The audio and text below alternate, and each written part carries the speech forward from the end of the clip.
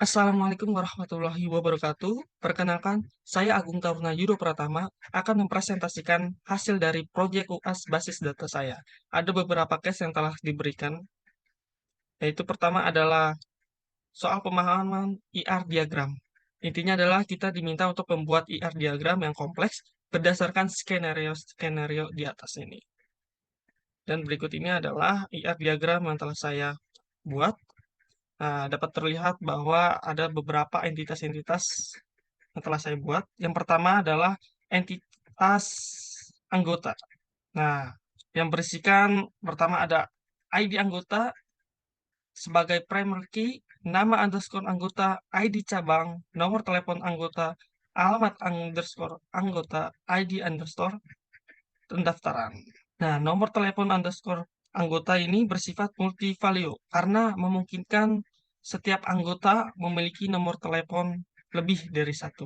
Lalu terdapat entitas cabang yang berisikan ID underscore cabang sebagai primary key, nah, alamat underscore cabang, nama underscore manager, nomor telepon underscore cabang.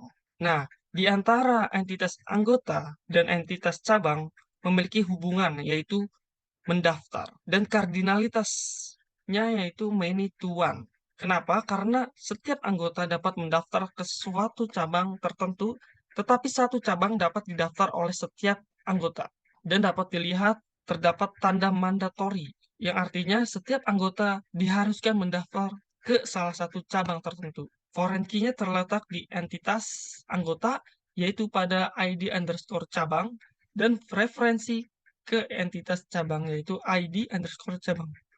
Selanjutnya terdapat entitas inventaris yang berisikan ID inventaris sebagai primary key, ISBN atau ISSN, ID underscore cabang, ID underscore item, status, jumlah underscore inventaris. Nah, di antara entitas cabang dan entitas inventaris memiliki hubungan, yaitu memiliki, dan kardinalitasnya yaitu one to many.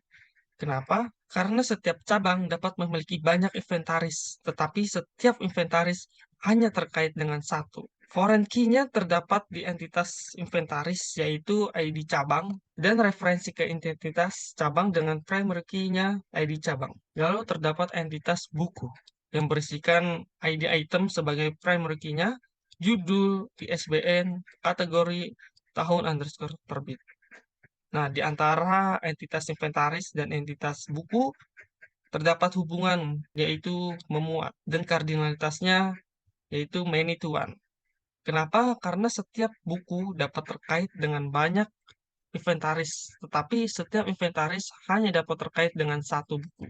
Lalu foreign key-nya terdapat pada entitas inventaris pada ID item dan referensi ke entitas buku, yaitu ID item. Lalu terdapat entitas majalah yang berisikan ID underscore item sebagai primary key, ID underscore penulis, tahun terbit, ISBN, judul, kategori. Dan terdapat entitas artikel yang berisikan ID underscore item sebagai primary key, kategori, ID underscore penulis, tahun terbit, ISSN, judul. Lalu ada entitas jurnal yang berisikan ID underscore item sebagai primary key, ID underscore penulis, kategori, tahun terbit, ISSN, dan judul. Nah, kita dapat melihat nih bahwasanya di antara entitas inventaris dengan buku, entitas inventaris dengan majalah, entitas inventaris dengan artikel, dan entitas inventaris dengan jurnal memiliki hubungan yang sama, yaitu memuat. Selanjutnya terdapat entitas penulis yang berisikan ID penulis sebagai primary key, nomor telepon penulis, alamat penulis, nama penulis. Nah, hubungan antara entitas majalah dengan entitas penulis yaitu ditulis oleh dan kardinalitasnya many to one. Kenapa? Karena pada setiap majalah hanya dapat ditulis oleh satu orang, tetapi satu penulis dapat menulis banyak majalah. Lalu foreign-nya terdapat di entitas majalah, yaitu ID underscore penulis, dan referensi ke entitas penulis, yaitu ID underscore penulis.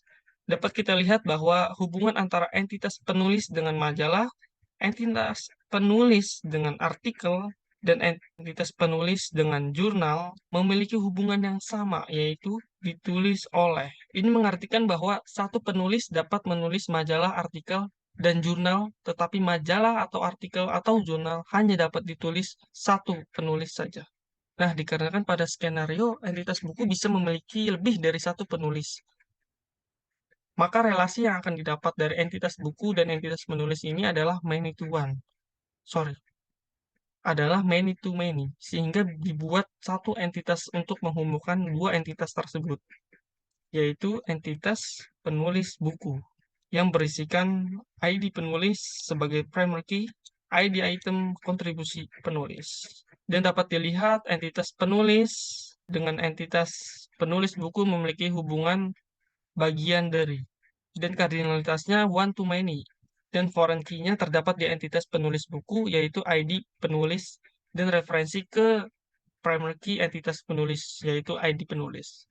Lalu hubungan antara entitas buku dan entitas penulis adalah ditulis oleh, dan kardinalitasnya one to many, karena setiap buku dapat ditulis oleh banyak penulis buku. Foreign key-nya ada di entitas penulis buku, yaitu ID buku, referensi ke primary key entitas buku. Kita bergeser ke sebelah kiri, terlihat terdapat entitas transaksi peminjaman yang berisikan ID peminjaman. Nah, antara entitas anggota dan entitas transaksi memiliki hubungan melakukan, dan kardinalitasnya one to many, karena setiap anggota dapat melakukan banyak transaksi, tetapi setiap transaksi hanya dapat dilakukan oleh satu anggota saja.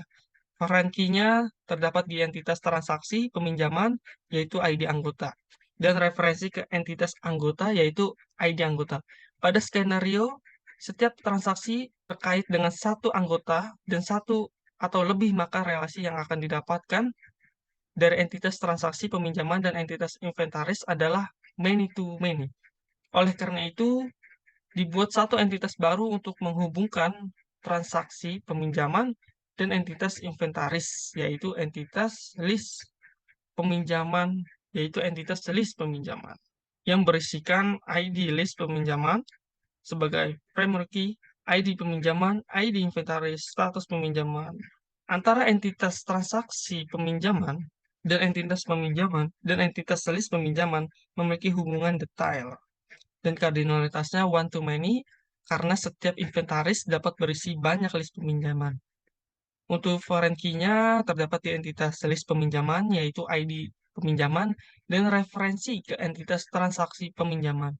Lalu antara entitas inventaris dan entitas list peminjaman memiliki hubungan melibatkan, dan kardinalitasnya one to many, karena setiap inventaris dapat berisi banyak list peminjaman.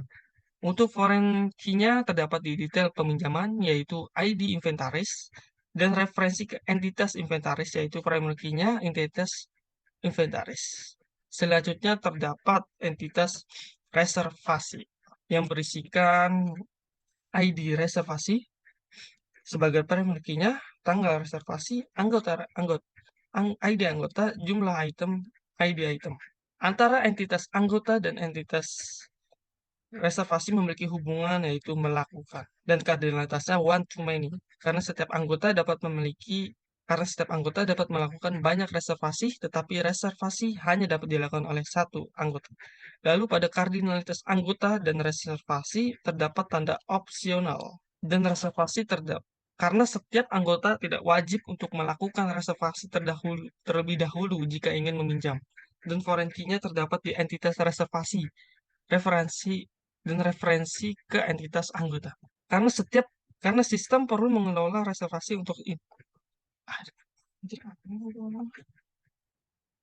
Nah, karena sistem perlu mengelola reservasi untuk item yang sedang dipinjam, maka relasi yang akan didapatkan dari entitas reservasi dan entitas inventaris adalah many to many. Oleh karena itu, dibuat satu entitas baru untuk menghubungkan dua entitas tersebut, yaitu entitas list reservasi, yang berisikan ID reservasi, ID reservasi sebagai primary key, ID list reservasi, status reservasi, dan ID inventaris. Antara Antara entitas reservasi dan entitas list reservasi memiliki hubungan detail dan kardinalitasnya one to many karena setiap reservasi memiliki banyak list reservasi. Foreign key-nya terdapat di entitas list reservasi, yaitu ID reservasi, dan referensi ke entitas reservasi. Nah, selanjutnya antara entitas list reservasi dan entitas inventaris memiliki hubungan melibatkan dan kardinalitasnya one to many karena setiap inventaris dapat berisi banyak list reservasi. Foreign key-nya terdapat di entitas list reservasi, yaitu ID inventaris dan referensi ke entitas inventaris.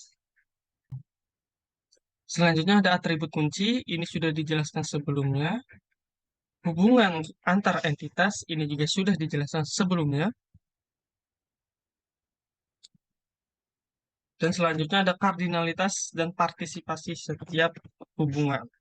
Nah, yang pertama di sini ada anggota dan cabang. Itu kardinalitasnya many to one. Lalu karena setiap anggota harus terdaftar di cabang tertentu, sehingga partisipasi anggota terhadap cabang adalah partisipasi total. Lalu yang kedua ada antara cabang dan inventaris. Ini kardinalitasnya one to many. Karena setiap cabang pasti memiliki inventaris, maka sehingga partisipasi cabang terhadap inventaris adalah partisipasi total. Yang ketiga ada inventaris dan buku, ini kardinalitasnya one to many karena setiap buku dan karena setiap buku dan karena setiap buku pasti termasuk dalam inventaris sehingga partisipasi buku terhadap inventaris adalah total buku dan inventaris ini juga berlaku sama seperti majalah, inventaris jurnal, inventaris dan artikel. Lalu yang keempat ada anggota dan transaksi peminjaman. Ini mempunyai kardinalitas one to many karena pada skenario terdapat ketentuan bahwa setiap anggota terkait atau melakukan transaksi peminjaman sehingga partisipasi anggota terhadap transaksi peminjaman adalah partisipasi total. Yang kelima ada transaksi peminjaman dan list peminjaman. Ini kardinalitasnya one to many karena setiap transaksi peminjaman pasti memiliki detail peminjaman sehingga partisipasi transaksi peminjaman terhadap list peminjaman adalah partisipasi total. Lalu yang kedua ada list peminjaman dan inventaris. Kardinalitasnya one to many. Karena setiap inventaris pasti memiliki peminjaman sehingga partisipasi inventaris terhadap peminjaman adalah partisipasi total. Yang ketujuh ada anggota dan reservasi. Ini kardinalitasnya one to many karena pada skenario tidak terdapat ketentuan apapun. Maka setiap anggota belum tentu melakukan reservasi sehingga partisipasi anggota terhadap reservasi adalah parsial. Yang kedelapan ada reservasi dan list reservasi, yaitu kardinalitasnya one to many karena setiap reservasi pasti memiliki list reservasi sehingga partisipasi reservasi dan list reservasi ini memiliki partisipasi total. Maka 9 ada list reservasi dan inventaris. Kardinalitasnya one to many karena setiap inventaris pasti memiliki list reservasi, maka partisipasi antara kedua ini adalah partisipasi total. Lalu yang ke-10 ada majalah dan penulis dengan kardinalitas many to one karena setiap majalah itu pasti ditulis oleh penulis, maka partisipasi antara majalah dan penulis yaitu partisipasi total. Hal ini juga sama persis dengan jurnal dan penulis, artikel dan penulis. Lalu yang ke-11 ada penulis dan penulis buku. Kardinalitasnya many to one, karena setiap penulis pasti juga ada yang menjadi penulis buku. Maka partisipasi antar keduanya yaitu partisipasi total. Dan yang terakhir ada buku dan penulis buku dengan kardinalitas one to many. Karena setiap buku pasti ditulis oleh penulis buku, maka partisipasi antar keduanya yaitu partisipasi total. Selanjutnya ada soal pemahaman normalisasi. Jadi yang pertama adalah kita menormalisasi data, yang kedua desain relasional, yang ketiga implementasi DDL SQL. Dengan tabel awal yang diberikan adalah seperti ini. Nah, yang pertama adalah bentuk normalisasi. Yang pertama adalah bentuk 1NF. Nah, karena tidak adanya entry data yang memiliki nilai ganda, maka struktur tabel awal ini telah memenuhi kriteria 1NF. Yang kedua adalah bentuk 2NF. Nah, dikarenakan adanya ketergantungan parsial di mana beberapa kolom non-key bergantung pada sebagian primary key dan bukan secara keseluruhan, maka diperlukan proses normalisasi kedua. Bisa kita lihat di tabel ID fakultas dan nama fakultas terdapat pada kolom nama fakultas terdapat eh, list yang sama yaitu humaniora pada ID fakultas F4 dan F6. Maka ID fakultas F6 kita hilangkan. Tersisa hanya ID fakultas F4. Nah, begitupun di sini tabel ID program studi, nama program studi, dan ID fakultas terdapat nama program studi yang sama yaitu ekonomi dan psikologi. Maka kita hilangkan yang PS16 dan PS17 pada ID program studi.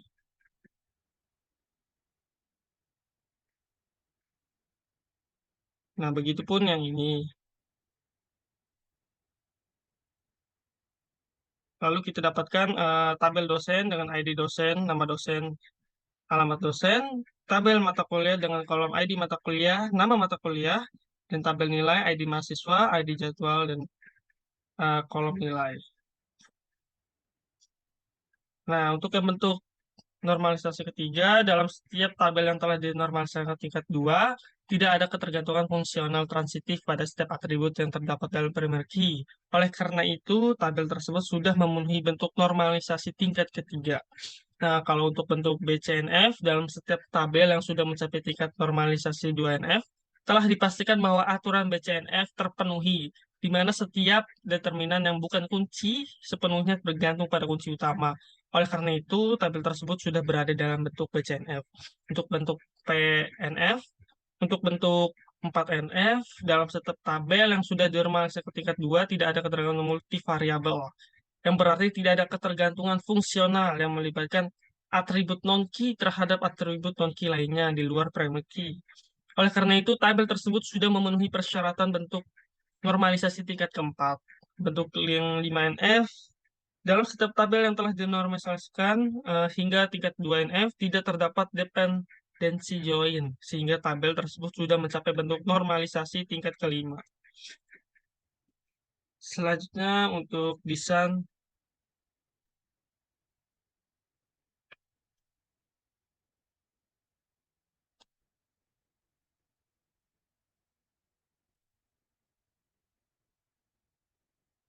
Selanjutnya untuk desain relasional. Didapatkan kita tabel fakultas dengan ID fakultasnya sebagai PK dan tipenya yaitu Fakar.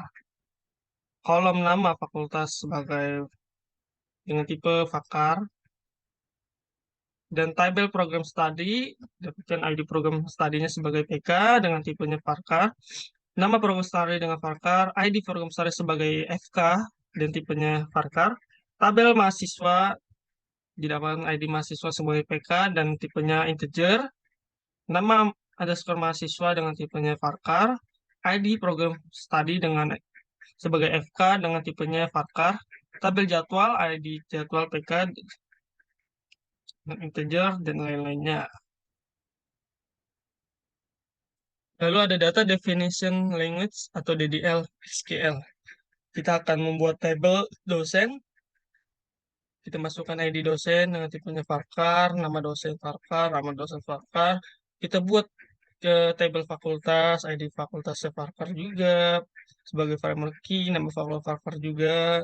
Begitupun dengan tabel mata kuliah, kita buat juga tabel program studi dengan ID program studi dengan tipe varchar sebagai primary key, nama program studi sebagai varchar, ID fakultas varchar, dan kita juga tambahkan foreign key-nya untuk ID fakultas dan referensinya juga. Nah, untuk one delete schedule ini adalah aturan referensial yang diterapkan pada hubungan antar tabel dalam database. Jika pada suatu baris dalam tabel utama atau referensi dan itu dihapus, maka nilai-nilai yang sesuai dalam tabel terkait yang merunjuk akan diganti menjadi nol. Lalu kita akan buat create table mahasiswa. Masukkan ID mahasiswa dengan tipenya integer, parameter key, nama mahasiswa Pakar, ID program studi Pakar, dengan foreign key, ID program studi, dan referensinya. Lalu kita buat tabel jadwal juga. Kita buat tabel nilai juga. Selanjutnya IR diagram yang dihasilkan, data yang dihasilkan dari implementasi sebelumnya. Di sini relasi antara nilai tabel nilai dan tabel mahasiswa adalah one to many, artinya setiap mahasiswa dapat memiliki banyak nilai, tetapi setiap nilai hanya terkait dengan satu mahasiswa. Lalu ada relasi antara tabel mahasiswa dengan tabel program studi, yaitu many to one, artinya satu program studi dapat dimiliki banyak mahasiswa, tapi setiap mahasiswa hanya terdaftar di suatu program studi saja. Lalu ada relasi antara tabel jadwal dengan tabel mata kuliah. Ini adalah many to one, artinya satu mata kuliah dapat memiliki banyak jadwal, tetapi setiap jadwal hanya terkait dengan satu mata kuliah. Lalu ada relasi antara tabel dosen dengan tabel mata kuliah, yaitu adalah one to many, artinya setiap dosen dapat mengajar banyak mata kuliah, tetapi setiap mata kuliah hanya diajar oleh satu dosen. Berikutnya ada relasi antara tabel mata kuliah dengan tabel program studi. Ini adalah many to one, artinya setiap satu program studi dapat memiliki banyak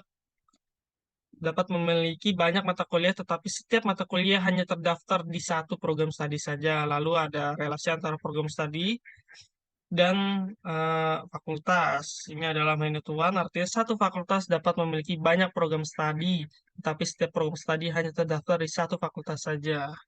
Lalu ada relasi antara tabel dosen dengan tabel program studi, yaitu many to one, artinya satu program studi dapat memiliki banyak dosen, tetapi setiap dosen hanya terdaftar di satu program studi. Lalu ada relasi antara tabel mahasiswa dengan tabel jadwal, yaitu one to many, artinya setiap mahasiswa dapat memiliki banyak jadwal, tapi setiap jadwal hanya terkait dengan satu mahasiswa saja. Lalu untuk soal pemahaman query, kita diminta untuk yang pertama, tuliskan query yang mengidentifikasi dosen dengan jumlah mengajar mata kuliah terbanyak lintas program studi, menampilkan nama dosen dan jumlah mata kuliah yang diajarkan.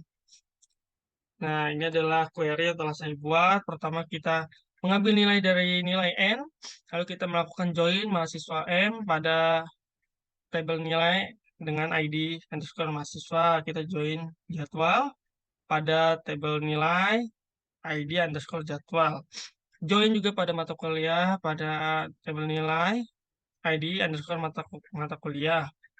Akan join juga pada dosen pada tabel nilai ID underscore dosen, di mana mata kuliah nama underscore mata kuliah itu sama dengan algoritma. Lalu kita melakukan order by dengan tabel nilai dan limitnya 1. Karena kita akan menampilkan nama dosen dan jumlah mata kuliah, maka kita melakukan select distinct dengan mengambil dari tabel dosen nama masa dengan mengambil dari tabel dosen dengan mengambil nama mahasiswa dari tabel dosen dan nama mata kuliah dari tabel mata kuliah dan nama ID dosen dari tabel dosen dan nilai dari tabel nilai. Dihasilkan tabel dan hasilnya sebagai berikut. Nama mahasiswa Jahra, ID dosen D1, nama mata kuliah algoritma, nilainya 91. Yang kedua adalah buat query yang membandingkan nilai-nilai. Yang kedua adalah buat query yang membandingkan rata-rata nilai mahasiswa antara program studi, menampilkan mata program studi dan rata-rata nilai mahasiswa di fakultas tersebut. Pertama kita ambil dari tabel dosen, melakukan join jadwal pada tabel dosen dengan ID dosen, kita melakukan group by, nama dosennya, kita order by jumlah mata kuliahnya. Dan dihasilkan tabel sebagai berikut, nama dosennya dan jumlah mata kuliahnya. Yang ketiga adalah kita akan membuat query yang membandingkan rata-rata nilai mahasiswa antara program studi, menampilkan nama program studi dan rata-rata nilai mahasiswa di fakultas tersebut.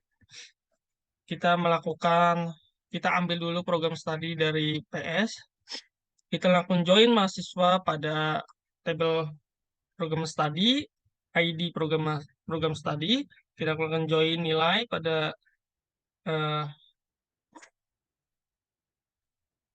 kita melakukan join nilai, kita melakukan group by, dihasilkan tabel sebagai berikut. Nama program studi dan rata-rata nilainya. Lalu yang keempat, kita akan membuat query yang membandingkan rata-rata nilai mahasiswa antara fakultas, menampilkan nama fakultas dan rata-rata nilai mahasiswa di fakultas tersebut. Kita ambil dari fakultas, tabel fakultas, yang akan join program studi pada tabel fakultas ID fakultas, join mahasiswa pada program studi ID program studi, join nilai pada tabel mahasiswa ID underscore mahasiswa, lakukan group by dan select dari tabel fakultas nama fakultas dan melakukan average pada tabel nilai untuk nilai. Dihasilkan tabel dengan kolom mahasiswa dan rata-rata nilainya. Lalu kita Lalu untuk yang kelima, tuliskan query yang membandingkan rata-rata nilai mahasiswa di semua mata kuliah yang diajar oleh masing-masing dosen. Tampilkan nama dosen, mata kuliah yang diajar, dan rata-rata nilai mahasiswa dalam mata kuliah tersebut. Kita ambil dari tabel dosen sebagai D, dan kita lakukan join jadwal pada tabel dosen, ID underscore dosen. Melakukan join pada mata kuliah pada tabel jadwal, ID underscore mata kuliah. Melakukan join pada nilai pada tabel jadwal ID underscore jadwal. Melakukan group by dan order by. Lalu kita select listing dan melakukan average. Dihasilkan tabel nama dosen, nama mata kuliah, rata-rata nilai.